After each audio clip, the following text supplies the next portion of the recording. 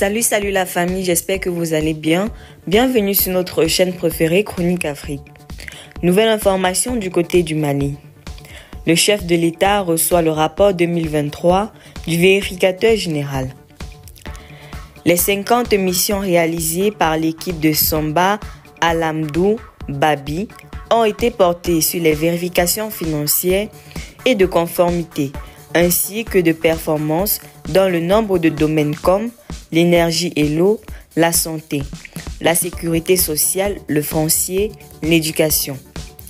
Le général d'armée Assimi Goïta a salué l'engagement du Bureau de vérification générale et affiché sa ferme volonté de lutter contre la corruption et la délinquance financière dans notre pays.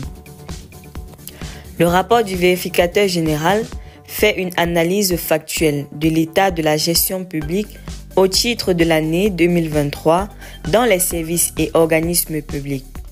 La cérémonie solennelle de remise de ce document du président de la transition, le général d'armée Assimi Goïta, s'est tenue hier à Koulouba en présence du Premier ministre Choguel Kokala Maïga, le général de corps d'armée Malik Daou, les membres du gouvernement, des présidents des institutions de la République et bien d'autres personnalités.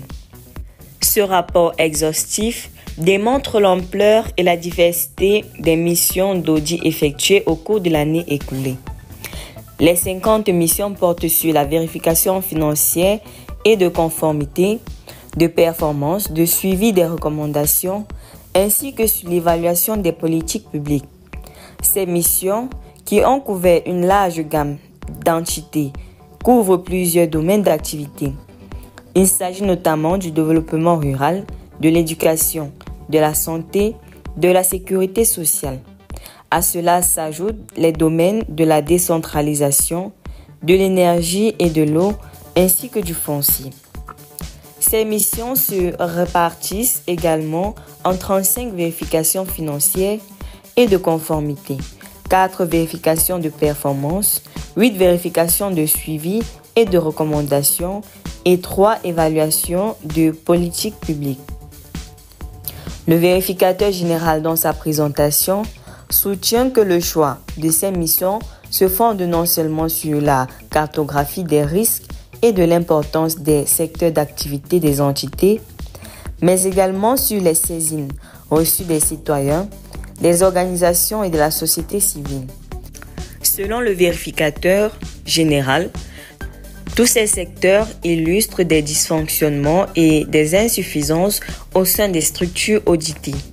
Sur la base de nos rapports de vérification, nous avons saisi directement le président de la section des comptes de la Cour suprême lorsque les 10 rapports ont été l'objet d'irrégularités, a expliqué Samba Alamdou Babi. Restez toujours courtois en commentaire et respectez les règles de communauté. N'hésitez pas de liker la vidéo, de la partager et surtout de vous abonner.